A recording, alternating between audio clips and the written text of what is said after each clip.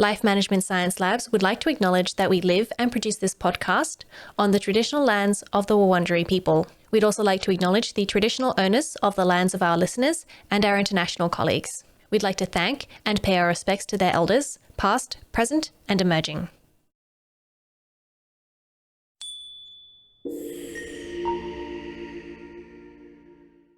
Hi everyone, and welcome to On the House, the Household Management Science Insights podcast, produced by LMSL, the Life Management Science Labs. We are champions of life management science, providing structured insights informed by science and inspired by practice on key aspects of conscious living.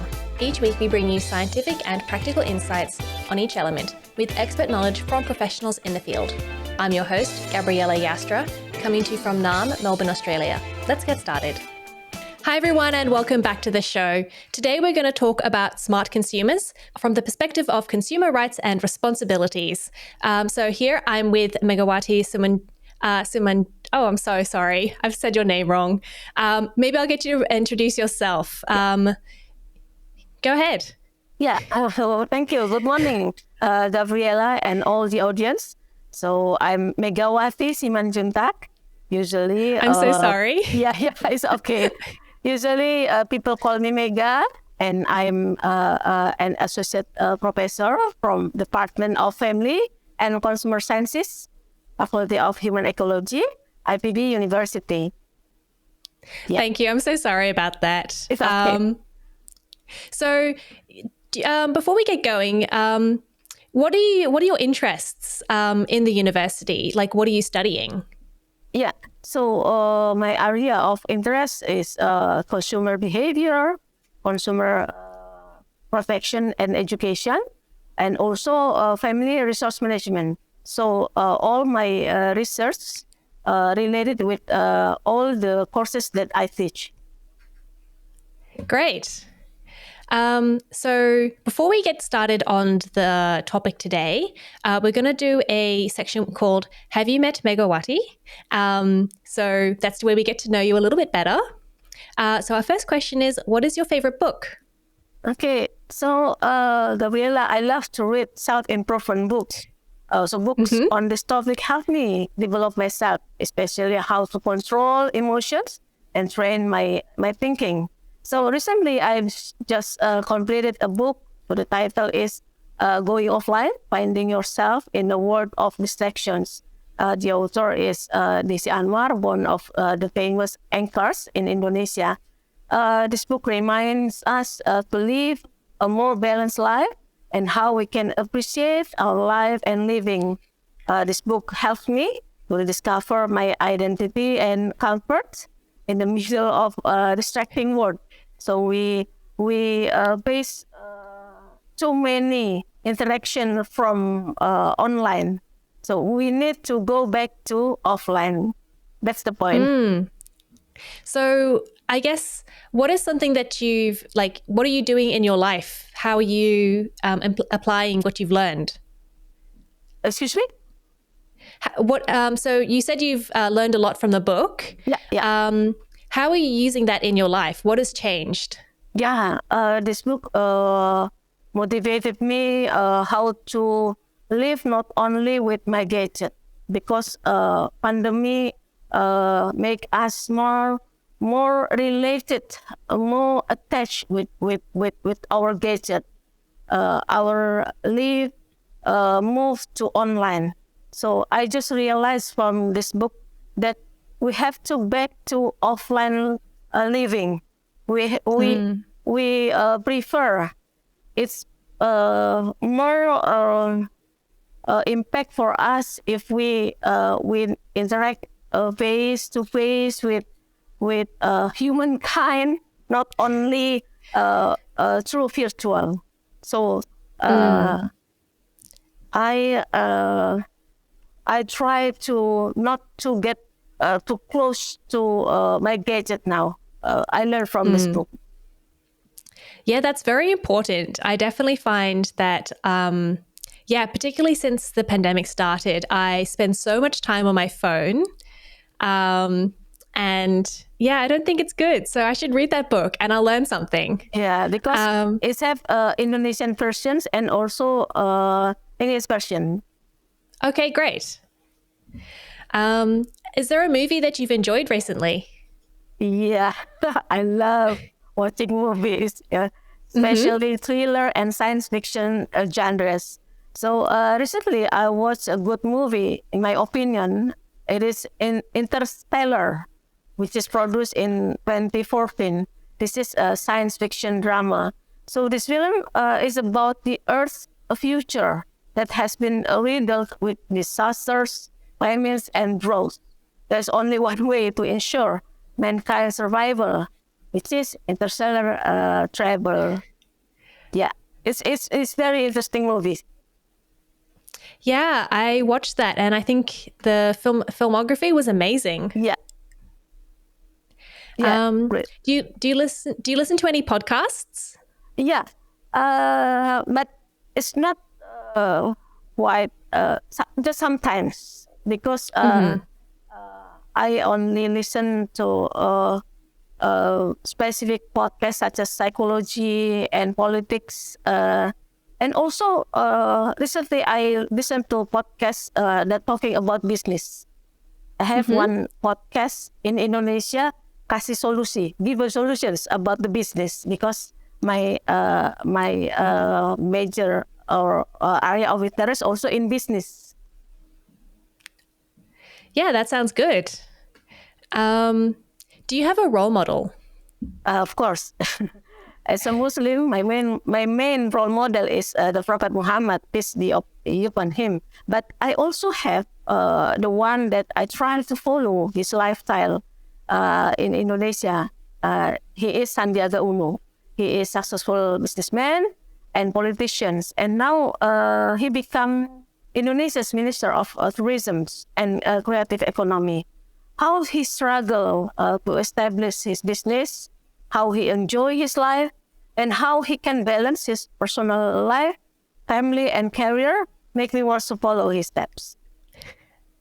Yeah, I know there are so many successful people that it seems so easy and yet also so hard to follow their footsteps. Yeah, but I try.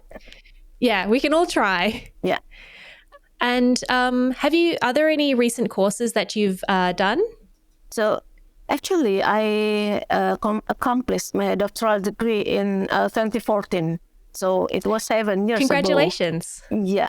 The last course that I completed in November 2022 is the Consumer Dispute Resolution and Redress courses that conducted by ANTEP, United Nations. Did you learn anything interesting from that? Yeah, I learned that Indonesia need an online dispute resolutions because the transformation of digitals is very dynamic. We need a borderless dispute resolutions. And now from the courses we try to build this online dispute resolution using the blockchain. It is Interesting. still in process. Yeah. Okay. I think we'll talk about that a little bit later in the podcast, though. So, yeah, interesting. But I guess, we'll start off with the beginning. What is household management? Okay, talking about household management, simply household management refers to the various tasks and chores that associated with a home's organizations, financial management, and day-to-day operations. It encompasses the actions necessary to take care of the home you live in and to keep all the systems within the home, such as laundry and cleaning. It is under control and functioning properly. So household management also is the understanding of individual and family decision-making regarding the development and allocation of resources. We can mention such as time, money, assets, energy, friends, neighbors, and territory. These all can be managed to achieve goal. Our day-to-day planning generally goes through a short or automatic process, starting from simple things like deleting unnecessary emails or more complicated ones like making decisions on where to live, which home, and how many children to have. Your second question, why household management is important? Of course, we live in a house most of the time. We have no other choices. The big things that most people want in life, such as jobs and families, require management skills. Management takes us from where we are to where we want to be. Also, management puts us in a position of control, provides a new way to critique our life situations, and offers a new perspective on the natures of change. I think this is household management and why it is important. Yeah, that's a very comprehensive answer. I guess I've never thought about how household management is really. It's not just, one person, it's the whole family and it's the whole household, I guess, in a sense. Very interesting. Are there any misconceptions about household management that you found? Yeah, I conclude that from my perspective. Yeah. So there are three misconceptions about household management. The first conception, it is only done by housewives. In fact, everyone in the family should be involved in household management. Other children or relatives living in the same house, everyone should have responsibilities for certain tasks. The second misconception is household management does not require skills and it doesn't need to be learned. It just comes naturally. No, it's totally wrong, especially nowadays. Although fundamental management is often a difficult process, as it also includes organizing, scheduling, synthesizing, analyzing, resolving tensions, negotiating, reaching agreement, mediating, problem solving, and communicating. So we need skills for that, and we require to learn it. The third misconception is household management is practical. Yes, indeed. But although management is practical, it doesn't mean it is simple to implement. It becomes more complex because limited resources constrain individuals and families. How to deal with this constraint is the fascination of management science itself. If everyone had the same abilities and resources, the same hopes and dreams, ambitions and drives, then there will not be so much discussion needed in management. Everyone will have the same life. How boring such a life will be. In reality, each individual has diverse resources such as behaviors, talents, and skills. So there are three misconceptions about household management that I conclude from my experience and also from my knowledge. Great. And so I guess what is consumer rights and responsibilities and how do they fit into household management? Okay, so this is interesting questions. And also this is my daily matter that I teach to my students and also faced by all humankind in this world, because every single person is a consumer. So each consumer has rights and responsibilities. John F. Kennedy mentioned that we have four consumer rights that must be protected. The first one is the right to safety. The right is intended to protect consumers from marketing goods or services that endanger consumer safety. Consumer government intervention and responsibility to ensure consumer safety are very important. So therefore, the consumer regulation is needed to protect consumers from business behavior that can harm consumer safety. The second right is the right to choose. For consumers, the right to choose is the prerogative of the consumer, whether he will buy or not buy the goods or services. The third one is the right to be informed. In this right, consumer got the information about the goods to be purchased by consumer that must be complete and honest, not to mislead consumers. The fourth is the right to be heard.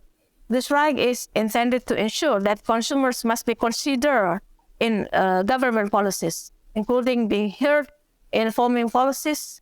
So consumer complaints and expectation must also be heard by business. More detail in Indonesia, we have more consumer rights, not only four. It mentioned in our consumer protection law. We have a consumer law, consumer right.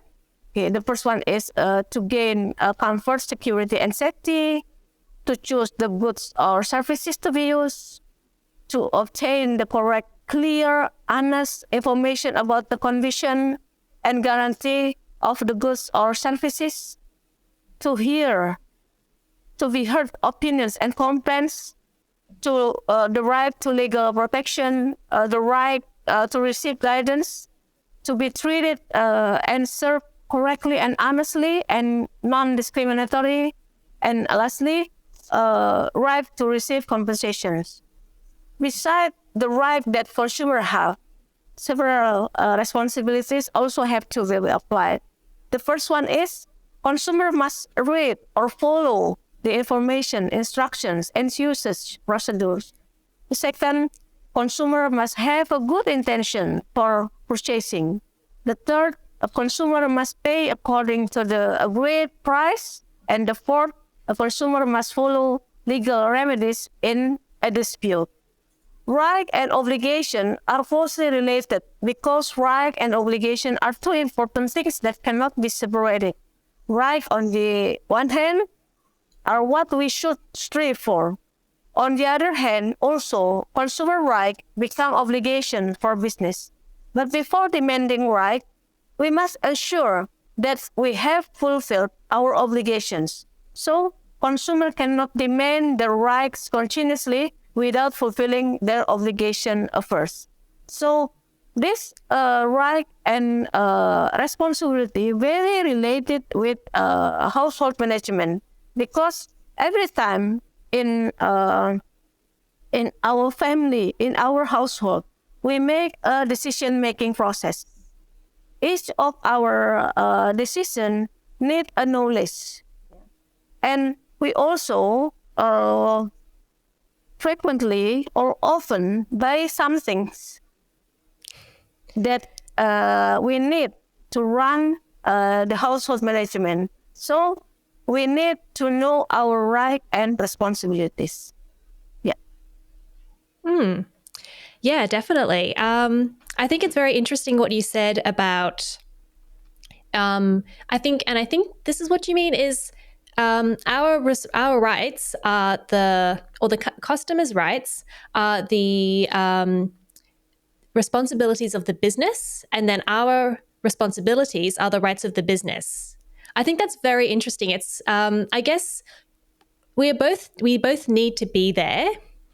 We're both part of this system, and it's about protecting both of us, both sides, both parties to the transaction. Yeah, very interesting. So why is it important that we know what our responsibilities and our rights are? Yeah. Consumers need to know the right and responsibilities, because we often dealing with business, transact to purchase goods or services. As we know, many marketing strategies are carried out by business that take advantage of consumer weakness. In the market, we can easily find many goods and services that are sold with different brands, different prices, different qualities.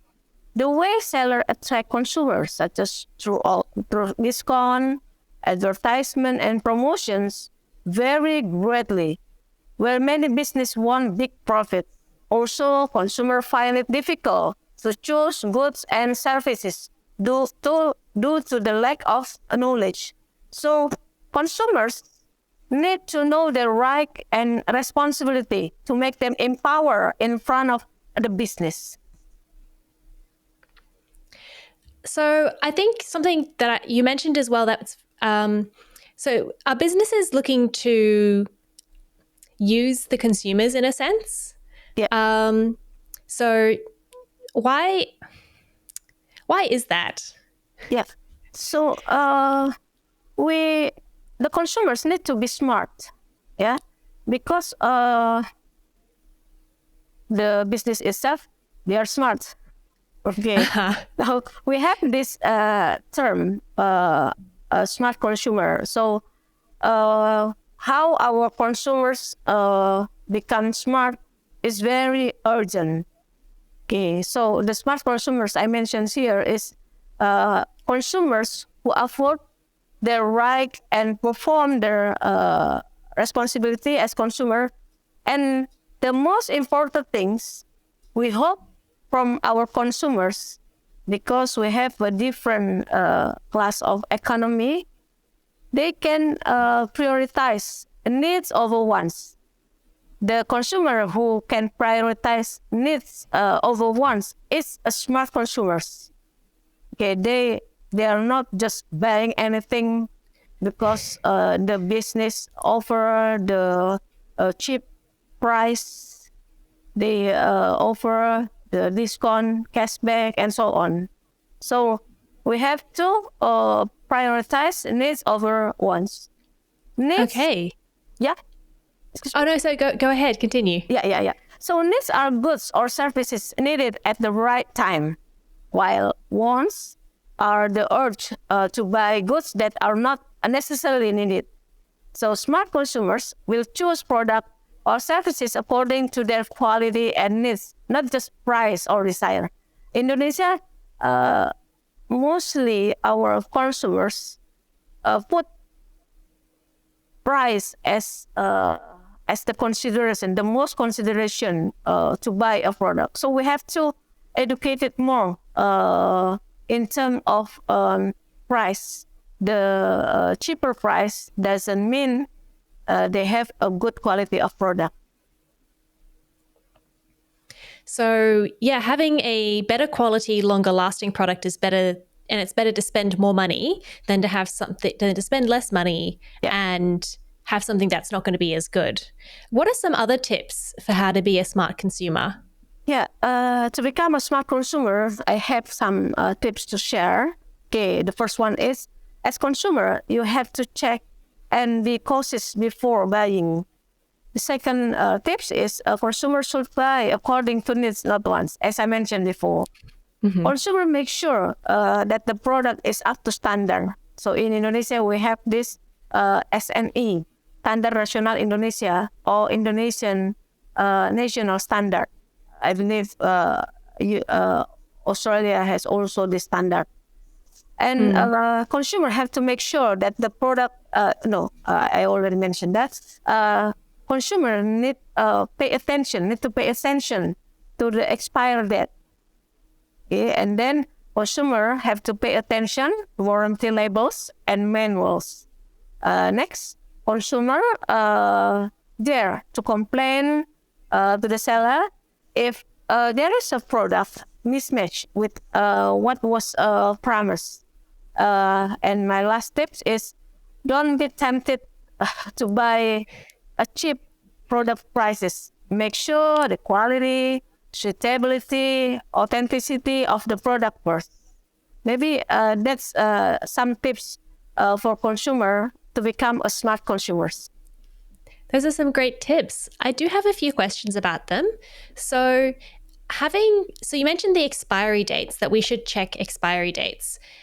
Is it part of our responsibility? No, is it part of our rights as well to be able to purchase products that are not expired?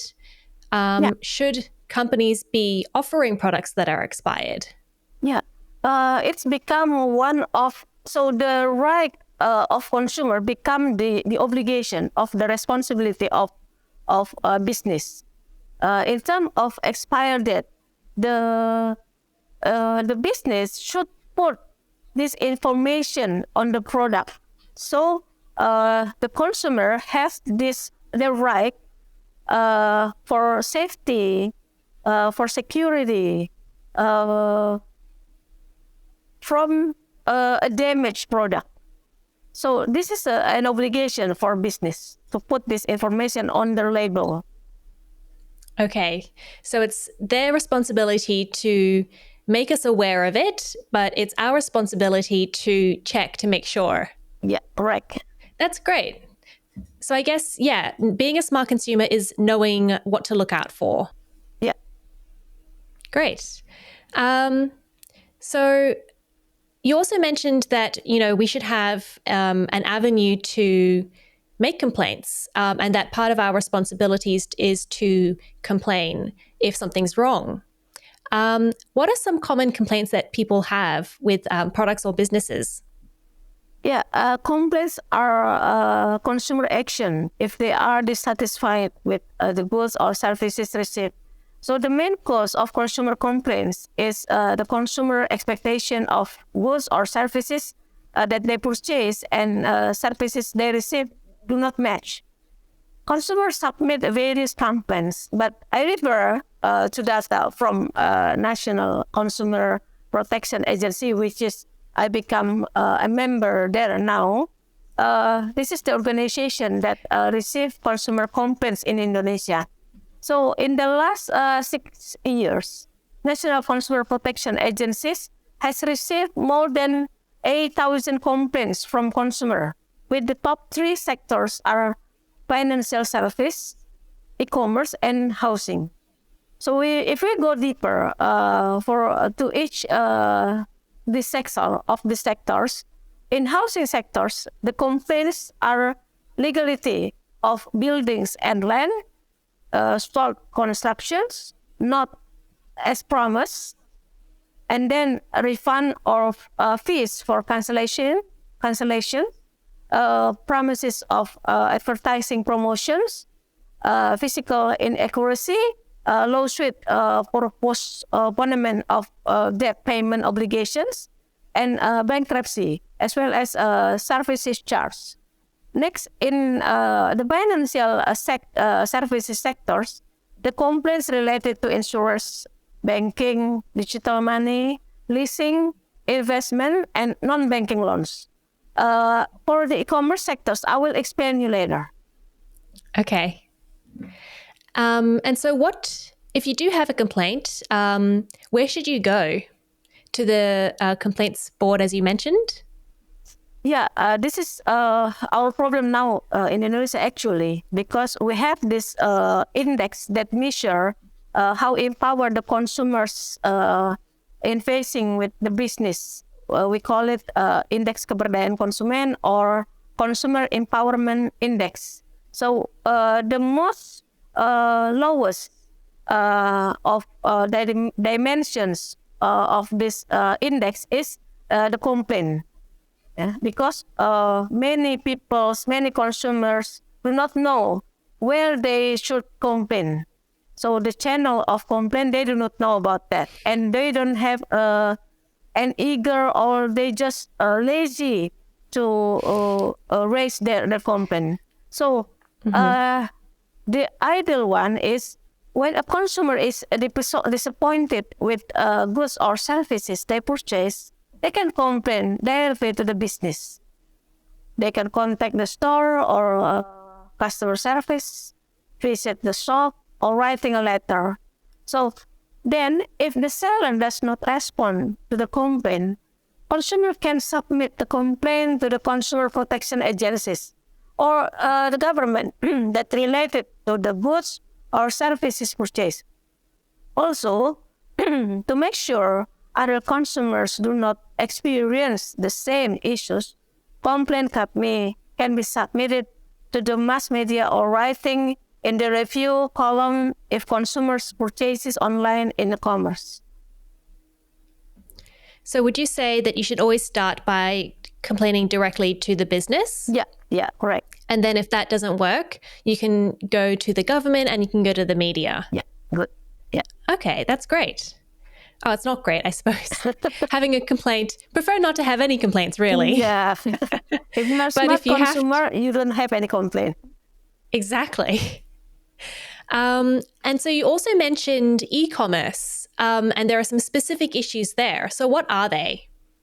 Okay, I put this complaint because you have questions about this. So in Indonesia, the Ministry of Trade received more than 5,000 complaints from consumers in 2022, with more than 80% coming from e-commerce. This is a huge number. So the types of complaints include purchases of goods that are not suit the agreement or damage, the product damage. Goods not received by consumers, unilateral cancellation by business, arrival times of goods not as promised, refunds, topping up balances, and the use of social media as a platform to sell. It's very dangerous for us to buy from social media because they have no guarantee. Other complaints are disinformation of goods with actual conditions, complicated return methods, account abuse through OTP or one-time password, or phishing. As we know, we have many incidents nowadays about this. Warranty claims and unclaimed vouchers. So all of these complaints show that the fast growing of e-commerce has many consumers issue. So the consumers should aware about this. And if they want to, yes, that's a lot of issues that we have with e-commerce. If someone does buy something on social media and they don't get what they wanted, or something happens, is there a way that they can complain, or would it be just smarter to not purchase off social media? Yeah, that's the best choice that we have to choose, because if we buy in social media, it's difficult to trace. So it's better for consumers to buy in a legal platform, in marketplace of official online store. And so are all of the, or most of the issues just because of like things like online ordering, where we purchase something and then I guess it gets delivered to our house? That's mainly where it's coming from? Yeah. Great. So what can we do to, I guess, try to avoid these issues? Yeah, to avoid these issues, we have to be cautious. As I mentioned, we have to become a smart consumer. We have to have this abundance of knowledge, because the business have this abundance of informations. They have this promotions, advertising, and they also attack, quote unquote, they attack our private rooms. They come into our WhatsApp every time. So we have to be smarter than they are. We need to become a smart consumer. And how do we do that?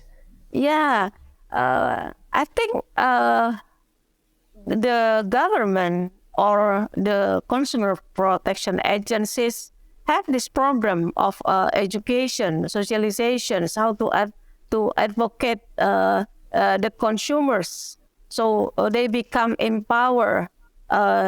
They make this also a material that they spread from using the social media. So every we can access more material about consumer education everywhere, especially through online. Do you have any recommendations of where to get this information? Yeah, we have this website, bpkn.go.id, and also you can access us in our social media at bpkn, and also I think Consumer International Organization also had this consumer education material that can be accessed widely. in Indonesia also, many our consumer protection agencies spread information to warning the consumer if there is an incident such as we recently have this case about robot trading and also peer-to-peer lending. We have so many cases now in Indonesia. So the government from this incidents warning the consumer they should be careful with the offering the big profit that they get soon and pass away. They give this warning. So I guess what you're saying is to find your government's website, the information that they provide, and I guess just to keep an eye on it and to make sure that you're educated about what's happening. So you did mention a few websites there. If you send them to me, I'll make sure that they go up into our website or onto our show notes so our listeners can find them. Yeah. That'll be a bit easier than trying to find it themselves. Yeah. And do businesses have responsibilities to their customers? Yeah, of course. And, yeah. And do they have business? Oh, I've already asked that. Is there anything I've missed that you want to talk about? Yeah. So I'll answer your questions about responsibilities of business because you mentioned before. So from the consumer side, they have this right and responsibilities. Similar with consumers, the business have also this right and responsibilities. So in our consumer protection law, the right of consumer, they have full right. We as consumers, we have to pay attention also for this right. The first one is to receive payment in accordance with the agreement. And then they have right to obtain legal protection from the actions of consumers who are in bad faith. The third one is the right to conduct appropriate self-defense in the legal settlement of consumer disputes. And the last one is the right to have this rehabilitation of good name if it is legally proven that consumer loses were not caused by the goods or services trade.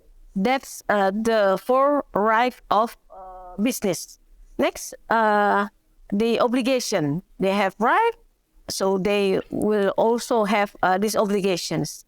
So the obligations of or responsibilities of business are, the first one is to act in good faith in conducting their business activities.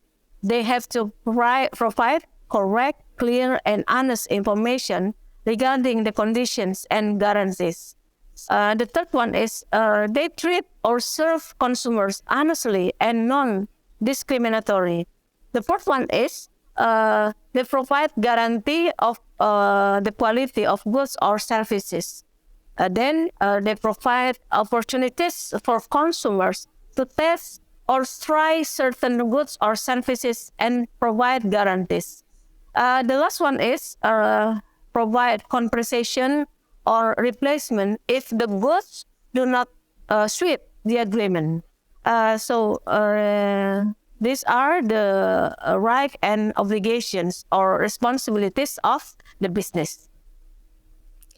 Yeah, it sounds like, I mean, how often do consumers try to, I'm not sure what the word is, do something bad to the business? As you said before, they don't pay or they say something bad that's not true about the company. How often does that happen? I think it's rarely, but we can find one or two cases related with this because mostly consumer aware that they should pay the price that they already deal with.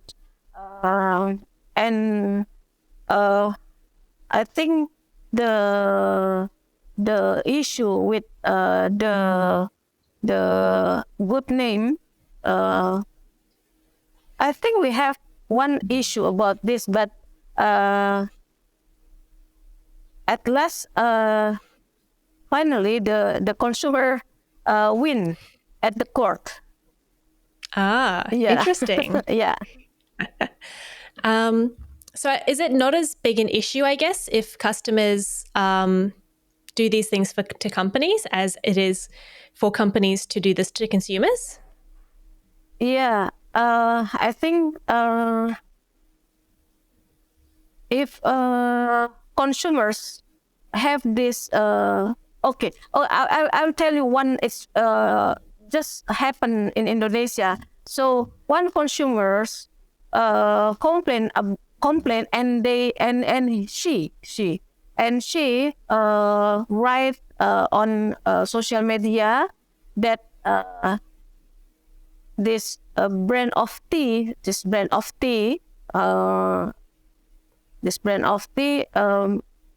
had this product too sweet. Since this consumer mentioned this through social media, the company issues these consumers, and I think it is still in process now, because these consumers have this right to have this advocate, and from the side of company, I think they also have these issues, because in Indonesia now we have a young generation that have this diabetes. Many of our generations suffer for diabetes now.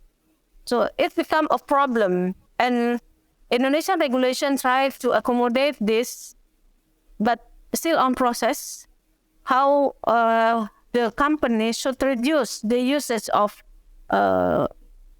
we call it GGL, gula, garam, lemak, so sweeten, sugar, salt, and fat in their product. So the problems comes from both sides. So we still wait for the decisions of the court. Yeah, it'll be interesting to see what happens with that. So is there a practice that you've learned from your work that you now apply into your own life? Yeah, so actually my work as a lecturer very much related to everyday life. I teach family resource management, consumer behavior, consumer education, and protection, and so on. Many things can be applied from the knowledge I learned. But one example of a practice that I always apply in my daily life is time management. This is very important one. So as we know, we have very limited time in our life. We have this 24 hours a day. Our time is non-renewable, non-replaceable, finite, and owned by all individuals in equal amount. So this practice is, I think, this is the one that I pick as a good practice. So how do you use that? Like, can you give an example of how you use it in your life? Yeah, this time management, I have practices. The first one is I make things to do for all the activities that I will do tomorrow at night. I use the ABC model by marking my activities list. So A is most important activities, B is moderately important activities, and C, not important activities. So this allows me to prioritize the activities I want to do.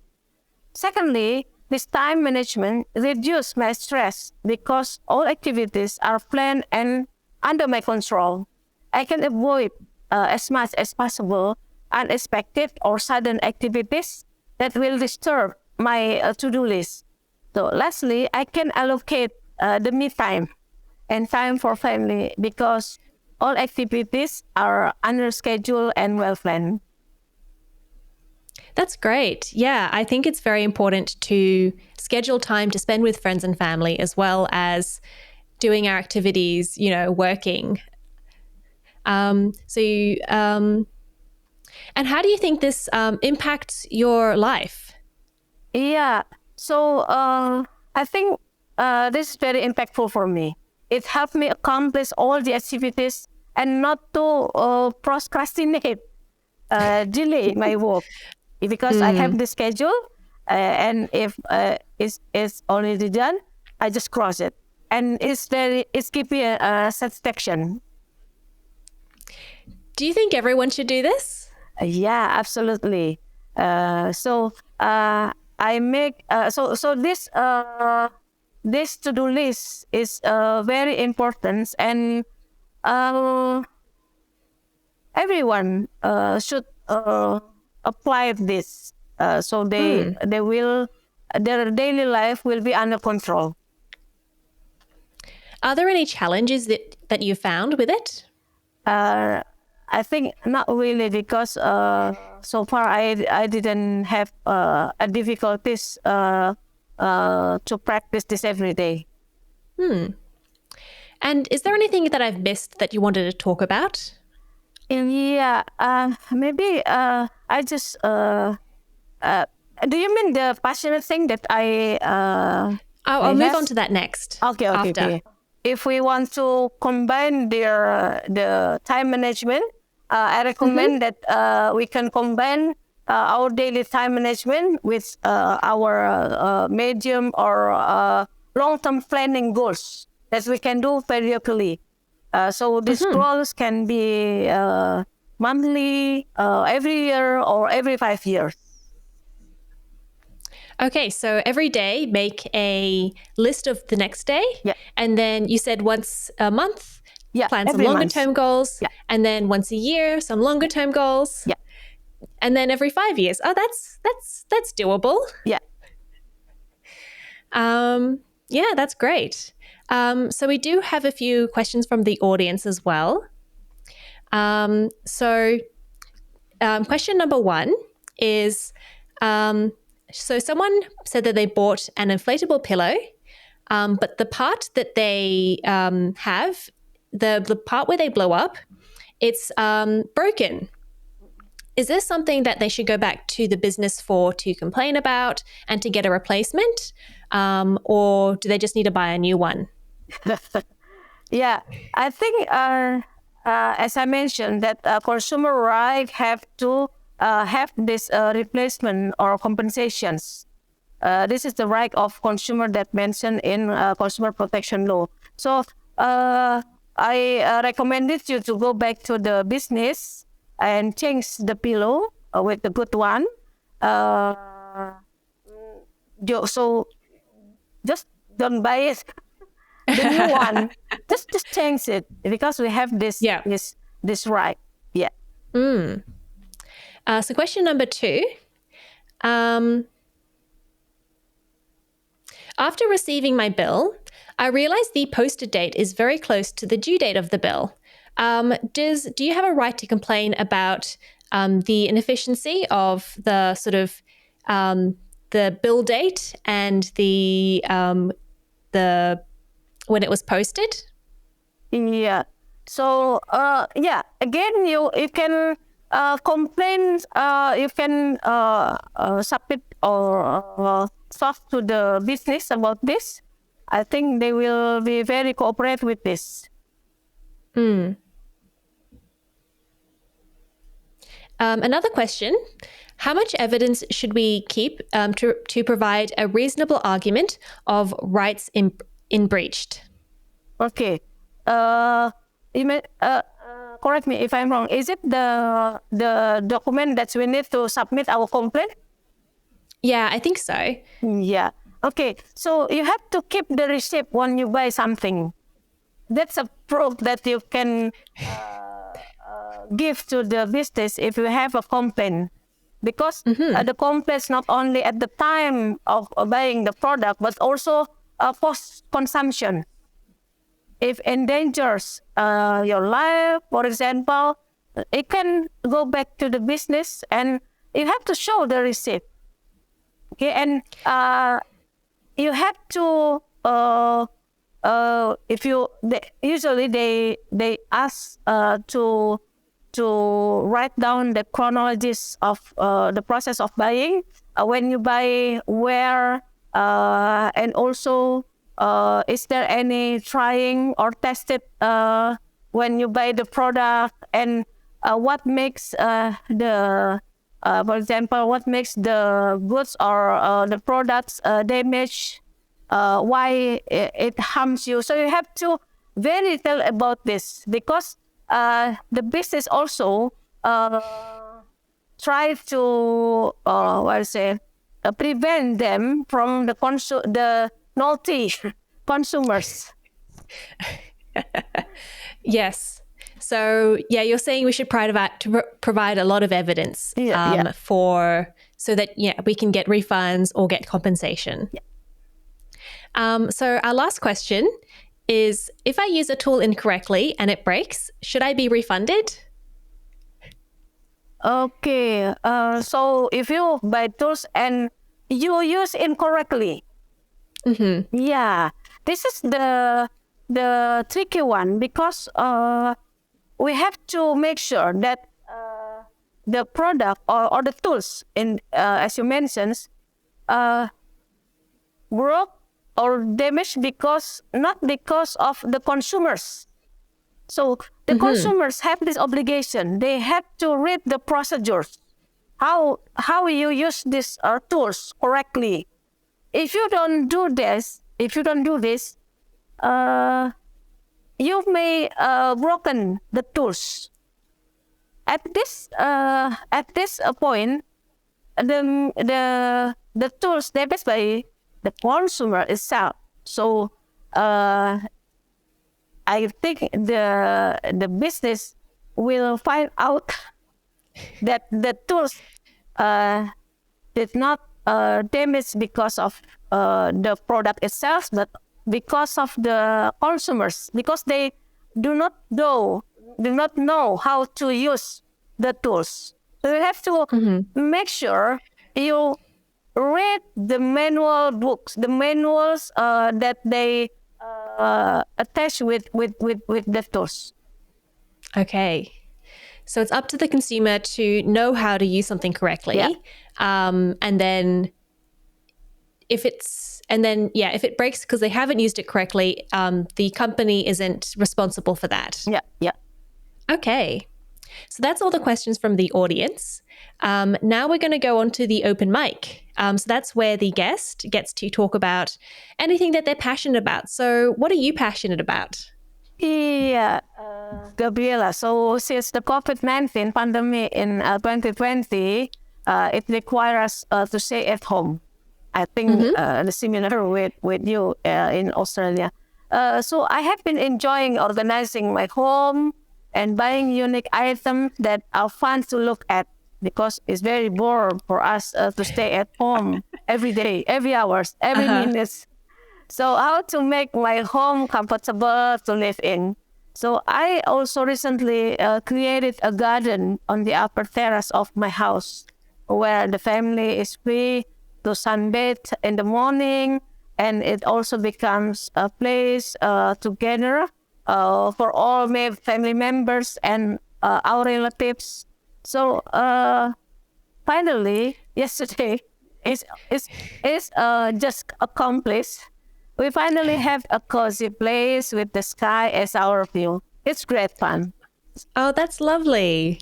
Yeah. What kinds of plants are you growing there?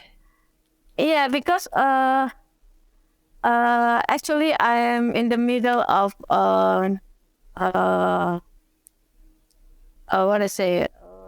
holiday now. Okay, so we stay at the house, and if we just stay at the closed room, it's very stressful. So I think we expose to the sky, listening to the birds. It's very relaxing one. Yeah. Yeah. That sounds great. Yeah.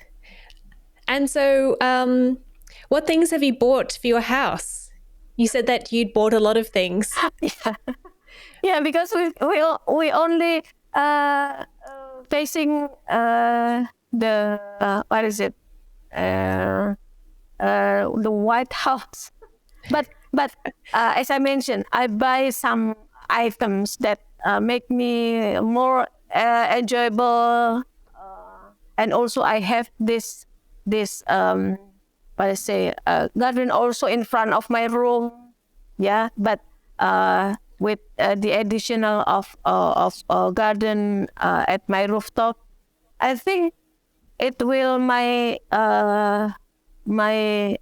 life cheerful, colorful. Yes. That's great. I think that, yeah, I've done that as well with my house. I started growing some plants. I think that, yeah, being in the same place for so long, everyone needs a little bit of a change. Yeah. Yeah, right. So if our listeners want to learn more about you and about your work, where should they go? Okay, so I have this private blog, Mega_Juntak .staff.ipb.si.id. Okay, and my email is mega_juntak@ipps.ipb.ac.id. And also, I have this Instagram, Megawati Simanjuntak. Great. So we'll put those in the show notes for everyone to find. Okay. Great. Thank you. Thank you for joining me today. Welcome. You've been listening to On the House, produced by the Household Management Science Labs, a division of LMSL, the Life Management Science Labs. More episodes like this from across 10 life management perspectives can be found by searching LMSL on Apple Podcasts, Google Podcasts, Spotify, and YouTube, and any other podcasting apps available on your smart devices. If you enjoyed this episode, please consider rating, sharing, and subscribing to our channel, as it helps other people to find it so we can grow and continue to bring you quality resources. More of our work can be found on our website, hm.lmsl.net, where you can join our movement. I'm Gabriella Joustra. Thanks for tuning in.